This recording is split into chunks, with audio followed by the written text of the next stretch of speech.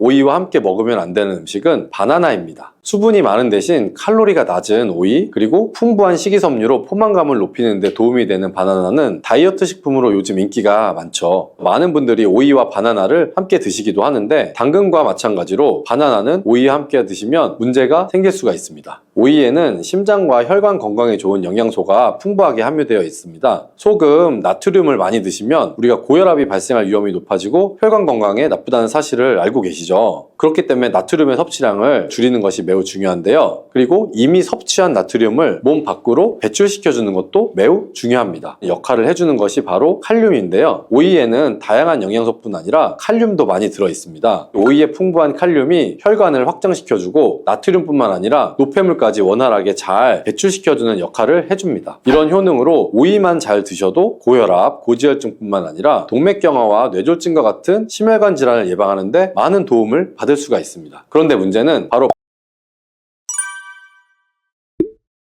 갈증이 날 때 시원한 오이 하나 드시면 갈증이 싹 사라지는 경험 해보신 적 있죠? 건강에도 좋다는 사실도 알고 계시나요? 그리고 오이를 잘만 먹으면 당뇨, 고혈압, 치매 같은 심혈관 질환을 예방하는데 아주 좋다는 사실도 알고 계신가요? 이런 오이도 함께 먹는 음식에 따라서 오히려 건강을 해치는 독이 될 수도 있답니다. 오이의 효능과 함께 먹으면 독이 되는 음식, 그리고 함께 드시면 보약이 되는 음식에는 어떤 것이 있는지 오늘 모두 알려드릴게요. 밥상에 반찬으로 많이 올라오는 오이지만 함께 드시면 오히려 해가 되거나 영양 성분을 제대로 흡수하지 못하게 하는 음식들이 있습니다. 첫 번째는 바로 당근입니다. 당근과 오이를 함께 먹으면 안 된다고 하니 놀라셨나요? 오이와 당근은 김밥에 항상 같이 넣기도 하고 다른 반찬에 같이 조리할 때도 많이 사용하는데요. 하지만 오이와 당근은 함께 먹게 되면 좋은 영양소를 흡수하지 못하게 됩니다. 오이의 95% 정도는 수분이고 나머지 5%에 다양한 비타민과 식이섬유, 무기질 등이 함유되어 있는데요. 오이 향기에 함유되어 있는 비타민C의 양은 하루 권장 섭취량의 15% 정도로 많은 양이 들어있는데요. 비타민C는 대표적인 항산화 물질로 활성산소를 제거해서 노화를 막아주고 피로회복과 면역력을 높여주는데 탁월한 효능을 발휘하는 성분이죠. 이뿐만 아니라 콜라겐의 생성을 돕고 피부를 맑게 만드는 데도 도움을 주는 성분이고요. 혹시 짐작이 가실까요? 그것은 바로 오이 껍질에 있는 엽록소입니다. 그런데 이렇게 좋은 오이 속의 비타민C를 당근과 함께 드시게 되면 하나도 드실 수가 없습니다. 당근에 들어있는 아스코르비나제라는 효소가 비타민C를 분해해서 파괴하기 때문인데요. 다만 한 가지 방법이 있긴 있습니다. 따로 먹는 것이 사실 최선이지만 오이와 당근을 꼭 함께 먹어야만 한다면 이 방법을 이용하시면 좋습니다. 당근을 약한 열에 살짝 볶아주시거나 레몬즙을 조금 뿌려서 드시면 되는데요. 당근의 아스코르비나제라는 효소는 열과 산성의 약한 성질을 이용하는 것입니다. 한 가지 기억하실 것은 오이의 비타민은 껍질 부분에 가장 많이 들어있기 때문에 꼭 껍질까지 함께 드시는 것이 좋습니다. 두 번째로 오이와 함께 먹으면 안 되는 음식은 바나나입니다. 수분이 많은 대신 칼로리가 낮은 오이, 그리고 풍부한 식이섬유로 포만감을 높이는 데 도움이 되는 바나나는 다이어트 식품으로 요즘 인기가 많죠. 많은 분들이 오이와 바나나를 함께 드시기도 하는데 당근과 마찬가지로 바나나는 오이와 함께 드시면 문제가 생길 수가 있습니다. 오이에는 심장과 혈관 건강에 좋은 영양소가 풍부하게 함유되어 있습니다. 소금, 나트륨을 많이 드시면 우리가 고혈압이 발생할 위험이 높아지고 혈관 건강에 나쁘다는 사실을 알고 계시죠. 그렇기 때문에 나트륨의 섭취량을 줄이는 것이 매우 중요한데요. 그리고 이미 섭취한 나트륨을 몸 밖으로 배출시켜주는 것도 매우 중요합니다. 역할을 해주는 것이 바로 칼륨인데요. 오이에는 다양한 영양소뿐 아니라 칼륨도 많이 들어있습니다. 오이의 풍부한 칼륨이 혈관을 확장시켜주고 나트륨뿐만 아니라 노폐물까지 원활하게 잘 배출시켜주는 역할을 해줍니다. 이런 효능으로 오이만 잘 드셔도 고혈압, 고지혈증뿐만 아니라 동맥경화와 뇌졸중과 같은 심혈관 질환을 예방하는 데 많은 도움을 받을 수가 있습니다. 그런데 문제는 바로 바나나에도 칼륨의 함량이 상당히 높다는 것이죠. 칼륨이 혈관 건강에 도움이 되는 것은 맞지만 과하게 섭취하게 되면 오히려 문제가 생기게 됩니다. 혈관 내에 칼륨의 농도가 높아지게 되면 근육과 신경이 과하게 이완되는 증상이 나타나서 근육이 마비가 될 수도 있고 손발이 저릴 수도 있으며 심하면 부정맥과 저혈압이 나타날 수도 있습니다. 그래서 앞으로는 오이와 바나나를 함께 드시기보다는 두세 시간의 간격을 두고 드시거나 다른 식사 시간에 드시기를 바랍니다. 세 번째로 오이가 건강을 해치는 경우는 오이를 장아찌로 드실 때입니다. 장아찌를 만들어 보신 분이라면 아시겠지만 소금이 정말 많이 들어가게 되는데요. 소금을 아예 안 먹는 것도 뭐 문제가 될 수는 있지만 우리나라 음식에는 소금이 여기저기 많이 들어간다는 것이 문제죠. 우리나라 사람들의 사망 원인 1위가 바로 위암입니다. 그리고 소금이 바로 위암을 일으키는 가장 큰 원인 중에 하나이고요. 소금이 우리 몸에 들어오면 삼투압 현상이 일어나서 혈관에 수분이 많이 들어오게 되고 혈관이 팽창하게 되며 혈압이 높아지고 심해지면 심장에도 문제가 발생하게 됩니다. 식사를 하실 때 이런 문제를 기억을 하셔서 웬만하면 소금이 많이 들어가는 조리법은 바꿔주시고, 그리고 오이를 드실 때도 소금에 절이지 않고 생으로 드시는 것이 좋습니다. 반면에 오이와 함께 드시면 보약이 되는 음식들도 있습니다.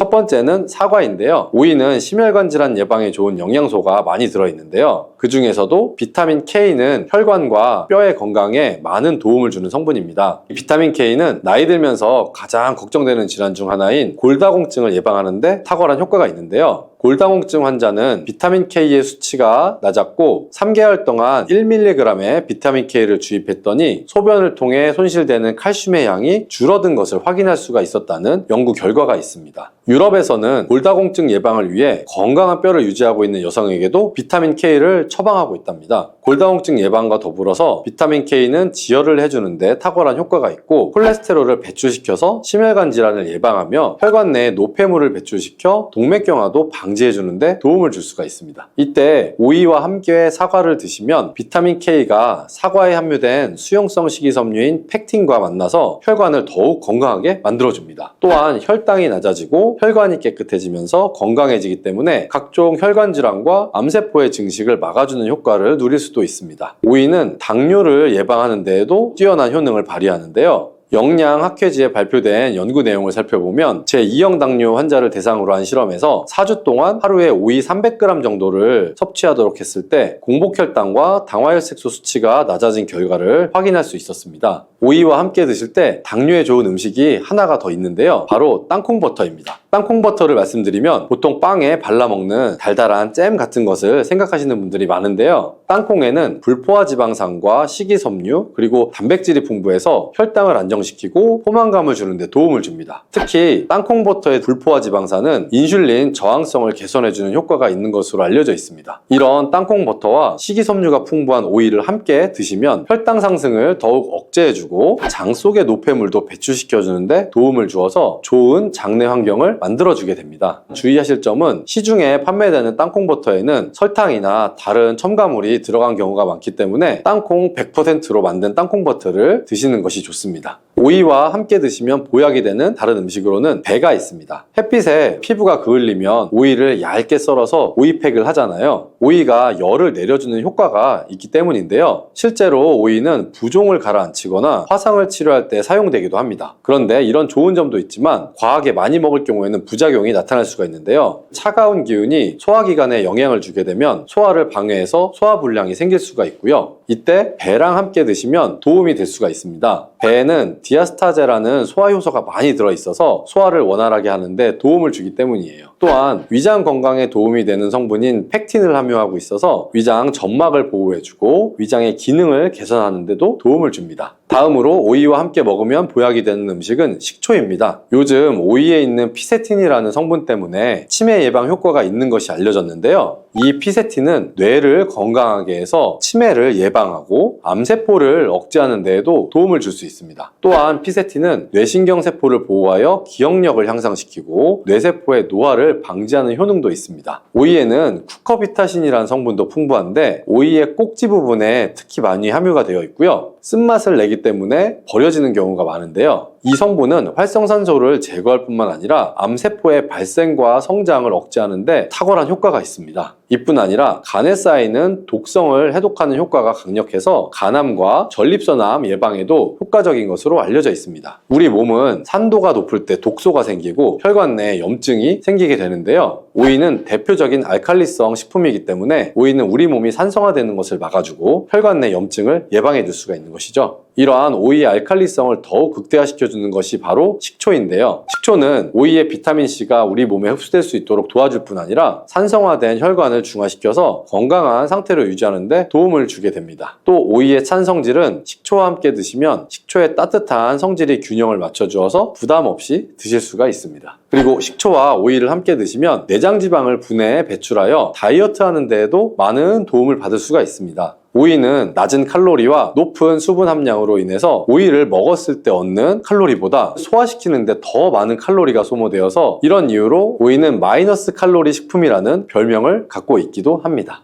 수용성 식이섬유인 팩틴은 위에서 대장까지 가는 동안 많은 수분을 흡수해서 변을 무르게 만들어주고 장내에 머물러 있는 노폐물과 다양한 유해 물질들을 흡착시켜서 변과 함께 몸 밖으로 배출을 시켜주며 장내 환경을 깨끗하게 해주어서 건강한 상태를 유지하도록 도와줍니다. 그리고 레몬 과육에는 없고 오직 있는 성분이 있는데 디리모넨이라고 하는 천연 오일 성분입니다. 디리모넨은 레몬의 상큼한 향을 내는 성분이기도 하며 장을 자극해서 연동 운동이 활발하게 되도록 도와주어서 변비를 예방해 줄 수 있습니다.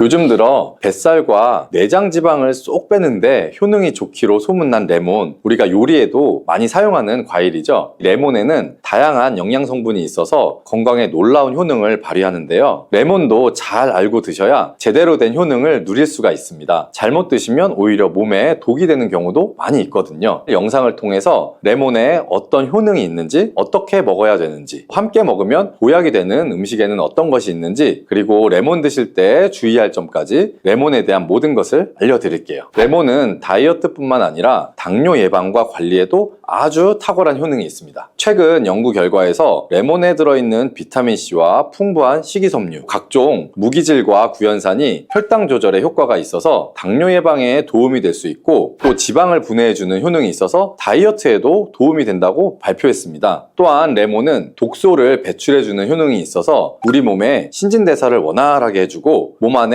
칼로리를 소모하는 데 도움이 되며 이는 몸에 붓기를 빼고 체중을 줄이는 데 도움이 될 수 있습니다.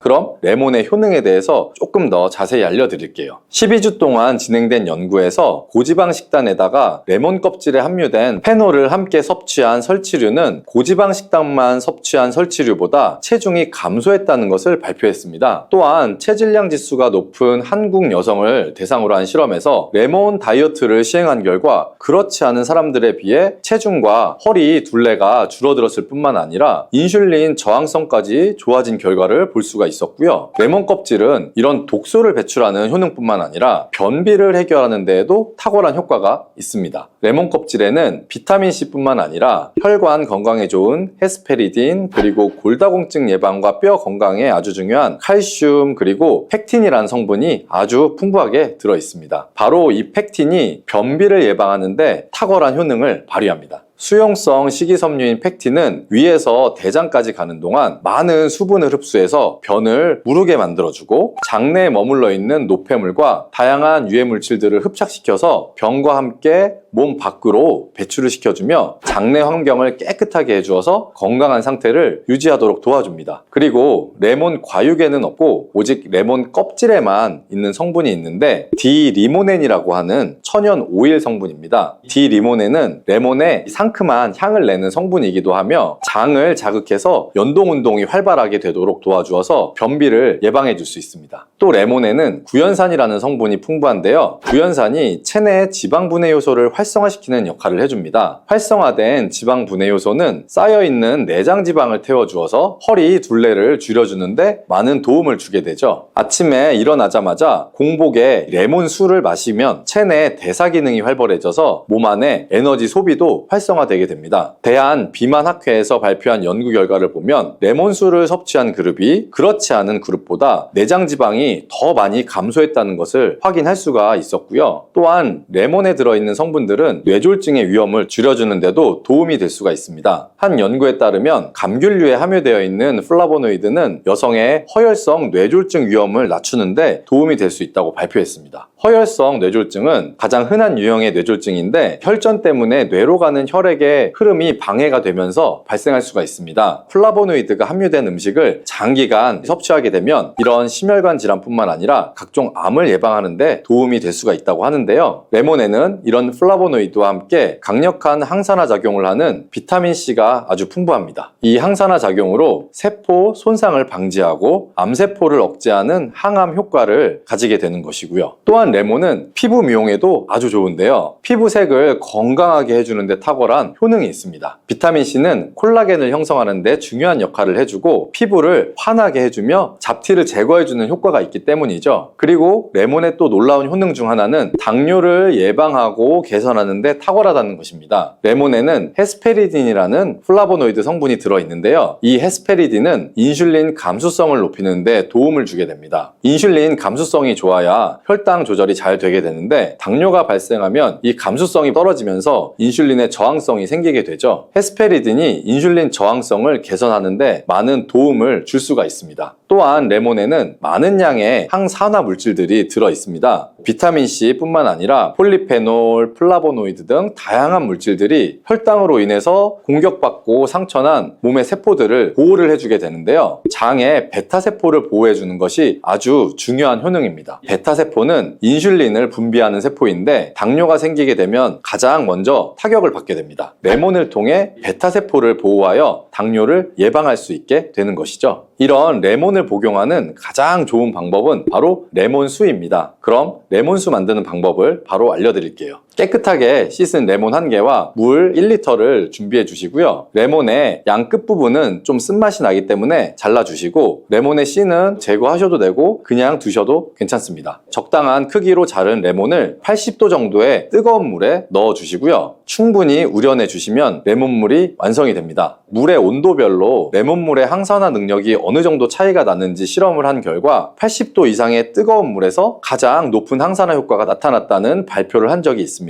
레몬의 제대로 된 효능을 얻기 위해서는 레몬물을 만들 때 꼭 뜨거운 물로 레몬을 우려내 주시기 바랍니다. 레몬물은 실온에서 어느 정도 식힌 후에 미지근해졌을 때 마시면 되고요. 레몬의 산미가 강해서 좀 드시기 힘드신 분들은 물을 충분히 희석해서 적응이 되시면 물의 양을 줄이시면 됩니다.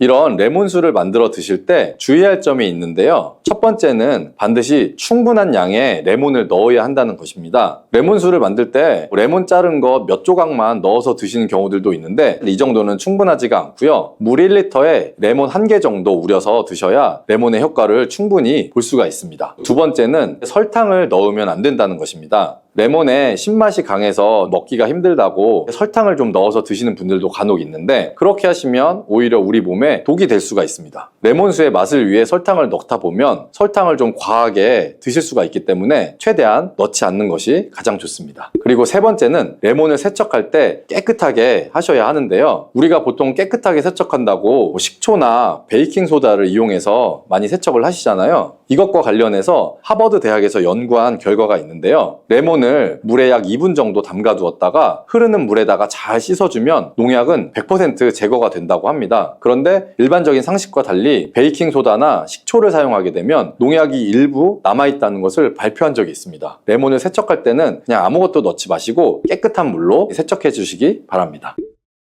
다음으로 레몬과 함께 먹으면 시너지 효과를 내는 음식을 알려드릴게요. 첫 번째는 바로 계피입니다. 레몬과 계피를 함께 사용하여 약으로 쓰기도 하는데요. 레몬과 계피를 함께 먹으면 면역 체계를 강화해 주는 데 도움이 됩니다. 계피는 향긋한 향과 매운맛이 특징인데 소화를 도와줄 뿐 아니라 혈당 조절에도 탁월한 효능이 있습니다. 또한 레몬에는 염증을 억제하고 수치를 줄여주는 산화 방지제가 풍부한데 레몬과 계피를 지속적으로 섭취하시면 강력한 항염작용이 나타나서 관절염이나 몸의 염증에도 많은 도움을 받을 수가 있습니다. 또한 레몬과 계피는 다이어트에도 많은 도움을 줄 수 있는데요. 계피는 혈액 속의 인슐린과 탄수화물 수치를 조절해서 복부에 지방이 쌓이지 않도록 도와주기 때문이에요. 그리고 레몬은 고구마와 함께 드셔도 좋은데요. 고구마에는 베타카로틴, 비타민C, 식이섬유 등이 풍부하게 함유되어 있어서 염증을 감소시키고 안구 세포를 보호하는 효과가 있습니다. 항산화제인 베타카로틴이 매우 풍부해서 안구 건조증의 위험을 줄이고 눈 건강에 많은 도움을 줄 수가 있고요. 레몬도 이 비타민C와 다양한 항산화 물질을 함유하고 있어서 함께 섭취하면 항산화 효과를 더욱 높일 수가 있겠습니다.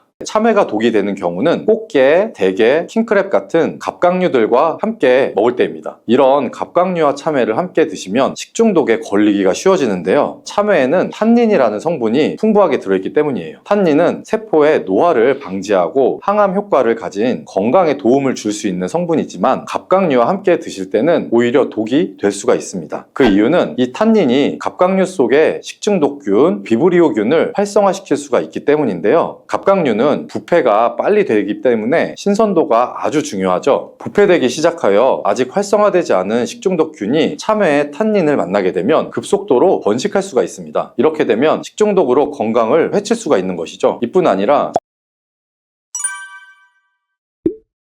참외는 장수를 기원하는 과일로 여겨져 왔습니다. 동의보감에도 참외는 열을 내리고 황달과 이뇨작용에 뛰어난 효능이 있는 것으로 기록되어 있습니다. 하지만 이런 참외도 잘못 드시면 오히려 건강을 해치는 독이 될 수도 있다는 사실 알고 계신가요? 영상을 통해 참외가 독이 되는 경우와 참외의 효능에는 어떤 것이 있는지, 그리고 참외는 어떻게 무엇과 드시는 것이 우리 몸을 건강하게 하는 보약이 되는지 참외에 대한 모든 것 알려드릴게요. 여름의 대표적인 과일 중 하나가 참외죠. 하지만 요즘은 하우스 재배가 많아지면서 이른 봄부터도 참외를 즐길 수가 있죠. 계절 과일의 경계가 모호해지고 있는 시대죠. 그래도 제철 과일을 먹어야 하는 이유가 있습니다. 참외는 6월에 수확한 것을 먹는 것이 가장 좋다고 합니다. 왜냐하면 6월에 수확한 것이 영양 성분 함량이 높고 품질이 좋다는 연구 결과가 있기 때문인데요. 측정 결과 폴리페놀과 플라보노이드의 함량이 6월에 수확한 경우 가장 높았고 7월 이후에는 영양 성분의 함량이 급격히 감소했다고 합니다. 딱 지금 드셔야겠죠.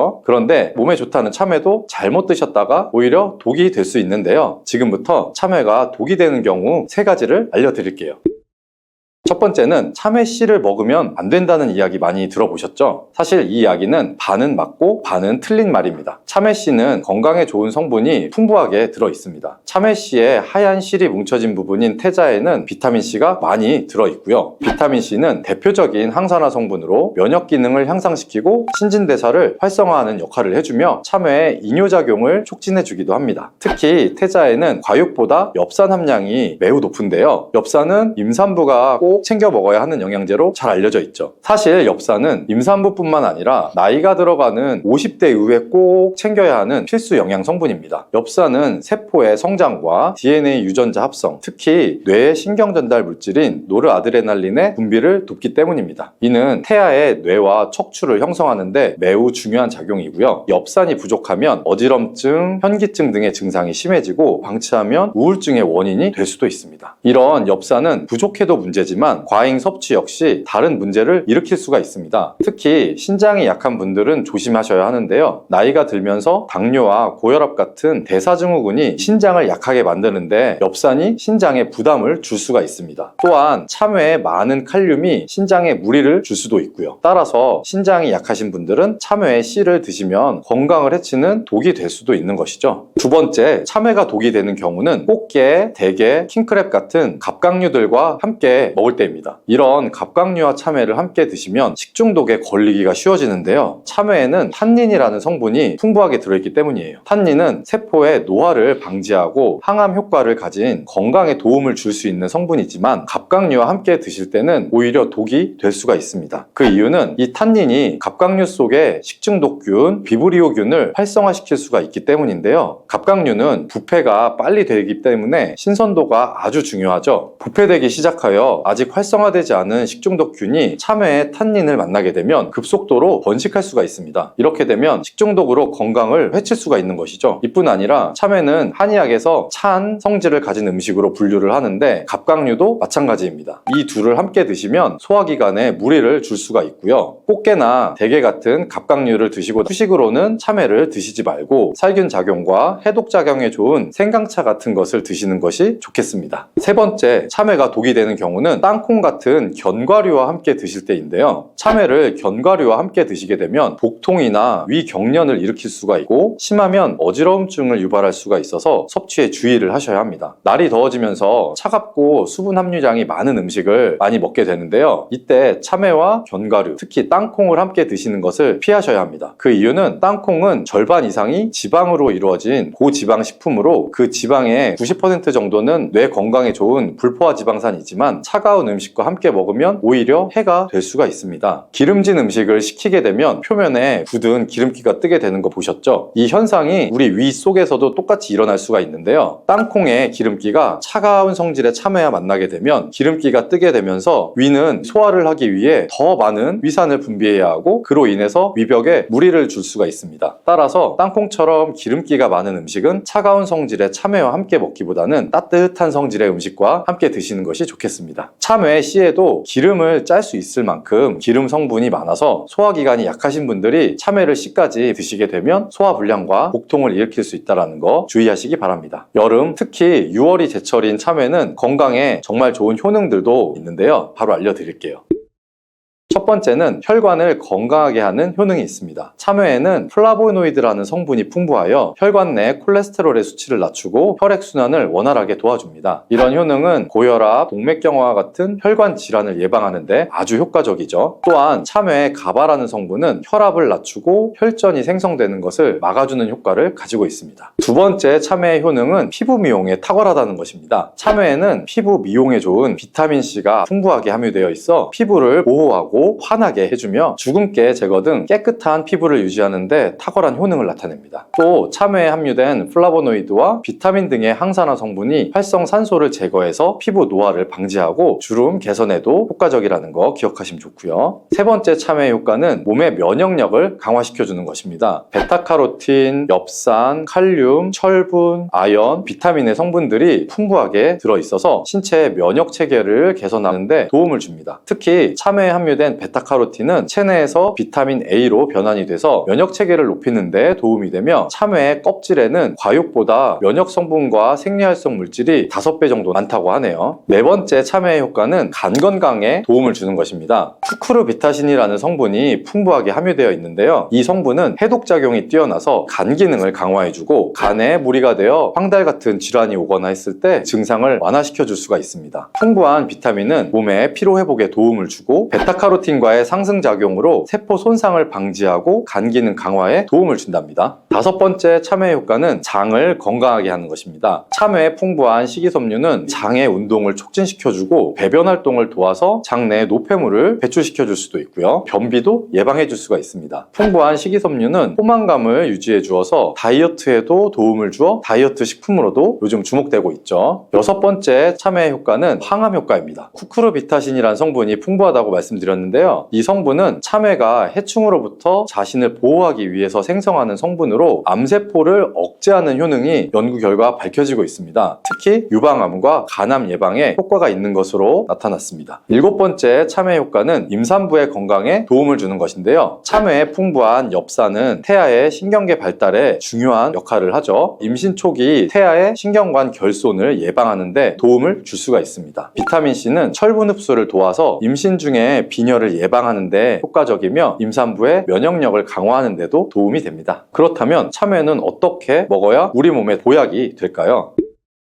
첫 번째로는 식초와 함께 먹을 때입니다. 최근 참외 피클과 참외 초무침이 인기를 끌고 있는데요. 새콤한 식초와 참외의 달콤한 맛이 어우러져서 식욕을 돋구고 맛도 좋을 뿐 아니라 해독과 비타민 충전에 놀라운 효능을 발휘합니다. 앞에서 알려드린 참외의 효능을 극대화시켜주는 것이 식초가 되는 것이죠. 식초는 참외의 비타민 활성도를 2배 이상 끌어올려줄 수가 있고 피부와 장기에 빠르게 흡수될 수 있도록 흡수율을 높여줄 수 있습니다. 두 번째는 된장과 함께 먹을 때 보약이 될 수가 있습니다. 참외를 된장에 묻혀서 장아찌로 드시거나 참외 된장 무침으로 드시면 되는데요. 참외가 간 건강에 좋다고 말씀드렸죠. 콩으로 만든 된장과 함께 드실 때 이 효과가 극대화가 될 수 있습니다. 콩에 사포닌 성분이 간 건강에 도움을 주기 때문인데요. 이 성분은 인삼과 산삼에도 들어있는 쌉싸름한 맛을 내는 성분입니다. 사포닌은 간의 기능을 끌어올려주고 염증을 제거해주는 효능이 있습니다. 된장은 숙성되면서 사포닌의 활성도가 높아져서 참외 참외와 만나게 되면 효능의 시너지가 극대화가 될 수 있는 것이죠. 된장에 나트륨이 걱정되는 분도 있으실 수 있겠지만 걱정하실 필요가 없습니다. 참외의 풍부한 칼륨이 나트륨을 몸 밖으로 배출시켜 주어 나트륨으로 인한 문제를 예방을 할 수가 있기 때문이에요. 세 번째는 많이 들어보셨겠지만 참외를 껍질째 드시는 것입니다. 참외 껍질에 과육보다 무려 5배 이상의 면역 성분이 담겨져 있습니다. 참외 껍질이 딱딱하고 식감이 좋지 않아서 많은 분들이 그냥 버리는데요. 요즘엔 참외 껍질을 부드럽게 개량한 품종도 나와서 드시는데 전혀 불편함이 없게 드실 수도 있습니다. 참외 껍질을 얇게 썰어서 오이 샐러드처럼 드시거나 고추장, 식초, 파 등이랑 버무려서 참외 무침으로 드셔보셔도 됩니다. 마늘에 열을 가하게 되면 마늘 색이 점점 짙어지면서 결국에는 까맣게 변하는 흑마늘이 되는데요. 그 이유는 마늘 속에 있는 당류와 단백질인 아미노산이 반응을 하여 갈색을 띠는 멜라노이드인 색소가 만들어지기 때문인데요. 이 반응을 마이야르 반응이라고 합니다. 고기를 구우면 빨간색의 고기가 점점 휘어지다가 갈색으로 변하는 반응과 같은 원리인 것이고요. 이렇게 흑마늘을 만들게 되면 생마늘보다 S알리시스테인 성분이 5배가 많아질 뿐만 아니라 새로운 항산화 물질들이 많이 만들어지게 됩니다. 또한 항암 효과가 뛰어난 폴리페놀이 생마늘에 비해서 4배 이상 많아지고 유액 분비를 촉진해 주어 소화도 잘 되게 하는 효능도 있기 때문에 잊지 말고 흑마늘을 만들어서 드셔보시기 바랍니다. 마늘은 요리할 때 많이 사용하는 재료인데요. 마늘을 얇게 썰어서 기름에 튀긴 마늘 튀김은 절대 드시면 안 됩니다. 기름에 마늘을 튀기면 마늘 향도 좋고 마늘의 매운맛은 없어지고 단맛이 좋아져서 남녀노소 좋아하는 식재료가 되기는 하는데요. 뜨거운 기름에 튀긴 마늘은 우리 몸에 좋은 항산화, 항암 물질들이 파괴가 되고 몸에 안 좋은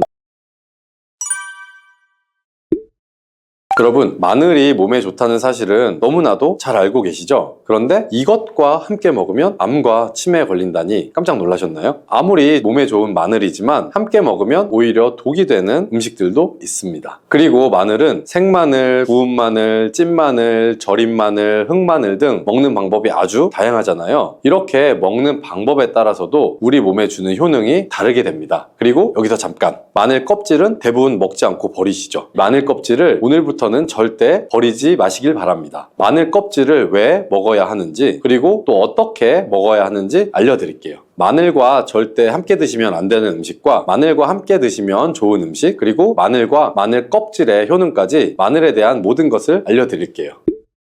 마늘은 우리나라 사람들이 좋아하는 식재료죠. 한국농촌경제연구원이 발표한 자료에 따르면 우리나라 1인당 1년 동안 마늘 소비량이 7kg 정도인데요. 놀라지 마세요. 세계 평균은 0.8kg이랍니다. 우리나라 사람들이 마늘을 많이 먹는다는 거죠. 마늘을 많이 먹는다는 건 그만큼 건강한 식단을 먹고 있을 가능성이 높다는 사실이지만 먹는 방법에 따라서 오히려 독이 될 수도 있습니다. 여기서 마늘과 함께 먹으면 절대 안 되는 음식 첫 번째는 바로 빵입니다. 마늘빵 아시죠? 마늘이 발라져 있어서 달콤 쌉싸름한 마늘 맛도 나고 향긋한 향도 좋아서 즐겨 먹게 되는데요. 마늘이 있어서 몸에도 좋은 빵이라고 착각하고 즐겨 드실 수 있죠. 마늘빵은 많이 드시면 안 됩니다. 왜냐하면 빵의 재료인 밀가루는 탄수화물이 주 성분인데요. 밀가루의 고탄수화물은 소화 과정에서 당으로 분해가 되고 혈당 지수를 급격히 올리게 되며 이때 인슐린의 분비가 과도하게 나오게 됩니다. 이런 현상이 반복되게 되면 체내 인슐린 저항성이 높아지고 췌장을 망가뜨려서 당뇨를 유발할 수가 있는 것이죠. 그리고 이 당은 몸에 흡수되면서 지방으로 변하게 되고 쉽게 살이 찌게 되어 비만을 야기할 수도 있습니다. 또한 밀가루로 빵을 만들면 글루텐이라는 단백질이 생성이 되는데 이 글루텐은 소화불량, 복통, 변비 등의 증상을 유발할 수가 있죠. 이뿐 아니라 글루텐이 몸에 들어오면 장에서 에소루핀이라는 성분이 만들어지는데 이 에소루핀은 중독성이 강해서 밀가루 중독을 일으켜 빵 같은 밀가루를 과다하게 섭취하게 만든다는 것입니다. 마늘이 아무리 좋은 성분으로 항암작용, 항해염증 작용을 한다고 해도 마늘빵으로 드신다면 아무 소용이 없게 됩니다. 그럼 마늘은 어떻게 먹어야 마늘의 효능을 극대화할 수 있을까요? 마늘은 생으로 드실 때도 물론 좋지만 익혀서 드실 때 더욱 좋습니다. 몸에 보약이 되는 마늘 먹는 법을 알려드릴게요. 첫 번째는 마늘밥입니다. 국립농업과학원에 따르면 마늘의 S알리시스테인 함량을 조리법에 따라서 조사한 결과 생마늘일 때 S알리시스테인 함량이 2.77mg 정도가 되었고 삶기 시작한 후에 30분 정도 지나면 4.92mg이 되었으며 1시간이 지났을 때는 9.16mg으로 생마늘에 비해 무려 4배 이상 많아진다고 했습니다. 뿐만 아니라 121도의 온도에서 1시간 동안 마늘을 쪘을 때 S알릴시스테인 함량이 50.24mg으로 생마늘보다 18배 정도나 높다고 연구 결과를 발표했습니다. 따라서 마늘을 드실 때는 1시간 이상 끓여서 드시는 것이 좋겠죠. 이런 방법이 번거로우시다면 추천드리는 방법이 바로 마늘밥입니다. 밥을 할 때 마늘을 넣는 건데요. 1인분을 할 때 마늘을 한 3, 4알 정도씩 넣어서 밥을 하시면 됩니다. 현미가 있다면 현미를 넣은 마늘밥을 하시면 더욱 좋은데요. 현미 속에는 티아민이라는 성분이 있는데 마늘에 S알릴시스테인과 현미의 알리티아민 두 가지 성분을 모두 섭취하여 항암 효과뿐 아니라 피로회복, 근육통 완화에도 좋은 밥이 되는 것이죠. 그럼 마늘밥을 하기 위해 마늘을 까고 나면 껍질은 어떻게 하셨나요? 다 버리셨죠? 오늘부터는 절대 버리지 말기 바랍니다. 마늘에 효능하면 첫 번째로 생각나는 것이 아마도 항암 효과일 거예요. 그런데 마늘 껍질을 통해서 엄청난 항암 효과를 누릴 수가 있다고 하거든요. 우리나라 연구진에서 연구한 결과 마늘 껍질을 70% 에탄올 용매로 반복적으로 추출해서 만든 마늘 껍질 추출물이 암 예방에 효과가 아주 탁월하다고 발표를 하였습니다. 특히 유방암, 위암, 간암, 대장암, 폐암뿐 아니라 다양한 암세포에 대한 억제 효과가 있다고 했는데요. 그 중에서도 유방암 세포의 증식을 억제하는 데 효과가 가장 높았다고 합니다. 마늘 껍질의 두 번째 효능은 바로 심혈관을 튼튼하게 한다는 것입니다. 마늘 껍질은 마늘 알맹이보다 식이섬유가 4배, 폴리페놀이 7배나 많게 함유되어 있는데요. 이 식이섬유는 혈관 내 나쁜 콜레스테롤을 흡착시켜서 몸 밖으로 배출하는 데 도움을 주죠. 항산화 성분인 폴리페놀이 콜레스테롤이 산화되는 것을 막아서 나쁜 콜레스테롤이 만들어지는 것을 방지하는 데 효능이 있는 아주 중요한 성분입니다. 마늘 껍질에 함유된 알리신 성분은 혈중 지지를 낮춰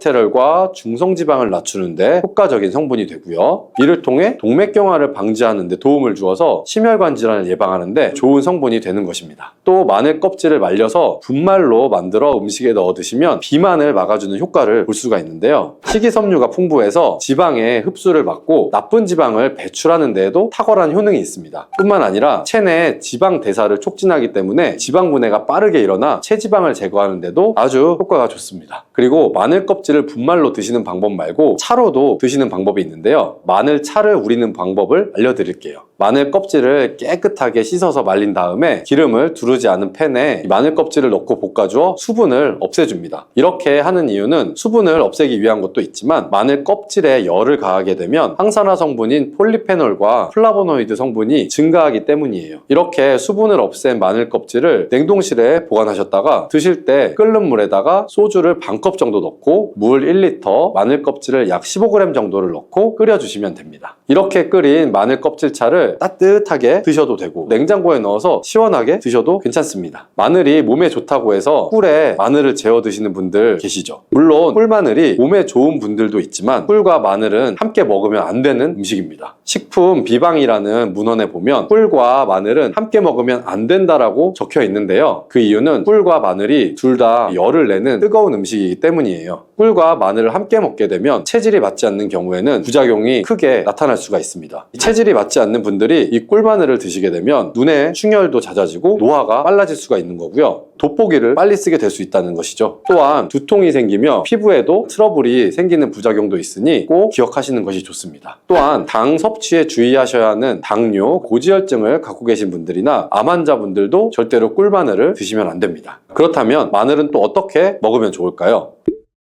바로 다양한 쌈 채소와 함께 드시는 것을 추천해 드리는데요. 마늘의 매운맛을 내는 알리신 성분이 혈관을 건강하게 해서 암을 예방하고 쌈 채소를 통해 다양한 비타민과 무기질을 섭취하며 풍부한 항산화 물질도 섭취해서 몸의 활성산소를 제거하고 혈관을 깨끗하게 해 노화를 방지하고 활력이 넘치는 건강한 몸이 될 수 있는 것이죠. 그런데 마늘을 반찬으로 만들어 드실 때 절대 드시면 안 되는 것이 있습니다. 그것은 바로 마늘 장아찌입니다. 아니 마늘 장아찌가 왜? 라고 의문이 생기는 분들이 계실 텐데요. 모든 마늘 장아찌가 안 되는 것은 아니고요. 바로 설탕이 많이 들어간 마늘 장아찌는 만들어 드시면 안 됩니다. 시중에 판매되는 마늘 장아찌에는 설탕이 많이 들어가 있을 가능성이 높기 때문에 가급적이면 사드시지 않는 것이 좋고요. 몸에 좋은 마늘도 설탕과 함께 먹으면 오히려 독이 될 수 있기 때문인데요. 설탕이 많이 함유된 마늘장아찌를 드시게 되면 혈당이 급격하게 오르고 인슐린 저항성이 높아져서 혈액 속에 중성지방이 많아져 혈액을 끈적하게 만들게 되겠죠. 또한 설탕을 많이 섭취하게 되면 뇌에서 기억력을 담당하는 해마의 크기를 줄어들게 합니다. 나중에 기억력이 떨어지고 나아가 치매를 일으키는 것과도 연관이 될 수가 있죠. 집에서 마늘장아찌를 담가 드실 때에는 설탕을 넣지 마시고 건강한 식재료를 사용하시는 것이 좋겠죠. 마늘을 건강하게 드실 수 있는 또 다른 방법은 흑마늘을 추천해 드립니다. 마늘에 열을 가하게 되면 마늘 색이 점점 짙어지면서 결국에는 까맣게 변하는 흑마늘이 되는데요. 그 이유는 마늘 속에 있는 당류와 단백질인 아미노산이 반응을 하여 갈색을 띠는 멜라노이드인 색소가 만들어지기 때문인데요. 이 반응을 마이야르 반응이라고 합니다. 고기를 구우면 빨간색의 고기가 점점 휘어지다가 갈색으로 변하는 반응과 같은 원리인 것이고요. 이렇게 흑마늘을 만들게 되면 생마늘보다 S알리시스테인 성분이 5배가 많아질 뿐만 아니라 새로운 항산화 물질들이 많이 만들어지게 됩니다. 또한 항암 효과가 뛰어난 폴리페놀이 생마늘에 비해서 4배 이상 많아지고 유액 분비를 촉진해 주어 소화도 잘 되게 하는 효능도 있기 때문에 잊지 말고 흑마늘을 만들어서 드셔보시기 바랍니다. 마늘은 요리할 때 많이 사용하는 재료인데요. 마늘을 얇게 썰어서 기름에 튀긴 마늘 튀김은 절대 드시면 안 됩니다. 기름에 마늘을 튀기면 마늘 향도 좋고 마늘의 매운맛은 없어지고 단맛이 좋아져서 남녀노소 좋아하는 식재료가 되기는 하는데요. 뜨거운 기름에 튀긴 마늘은 우리 몸에 좋은 항산화, 항암 물질들이 파괴가 되고 몸에 안 좋은 탄수화물만 남는 음식이 되게 됩니다. 마늘을 튀길 때 사용하는 기름은 오메가6 지방산이 많은 식용유를 사용하게 되는데요. 이런 기름을 많이 먹게 되면 몸 안에 지방산 불균형이 일어나기 때문에 염증 수치가 높아질 수가 있습니다. 또한 튀긴 마늘을 섭취하게 되면 당독소 또한 높아져서 결국 우리 몸에 인슐린 저항성이 높아지는 악영향을 주는 것이죠. 만약에 기름에 튀긴 마늘을 드시고 싶다면 한 가지 방법이 있는데요. 그것은 올리브유를 사용하시고 불을 오래 가열하지 말고 살짝만 가열하여 마늘도 튀기듯이 오래 하지 말고 살짝 익혀서 드시면 향도 좋고 몸에도 좋은 마늘을 드실 수가 있습니다. 올리브유를 이용한 마늘을 드시는 방법을 하나 더 알려드릴게요. 그것은 올리브유에 마늘을 재워서 먹는 방법인데요. 먼저 마늘을 끓는 물에 넣어서 5분 정도 데쳐주시면 되고요. 소독된 병에 마늘을 담고 여기에 올리브유를 가득 담아줍니다. 이때 통후추를 조금 넣어주시면 풍미를 더욱 높일 수가 있고요. 올리브유와 마늘이 만나서 항산화 성분, 항암물질이 극대화가 돼서 혈관을 튼튼히 하고 혈전 생성을 막고 혈류를 원활하게 해줘서 치매를 예방하는 효과도 생기고요. 심장마비나 뇌졸중까지 예방할 수 있는 보약이 되는 것입니다. 이렇게 만든 마늘 올리브유 절임은 반찬으로 드셔도 좋고 또 생선 요리를 할 때 이 마늘을 으깨서 생선에 발라주면 생선 비린내도 잡아줄 뿐 아니라 마늘과 올리브유의 풍미가 더해져서 더욱 맛있는 요리가 될 수 있으니 참고하시면 좋겠습니다.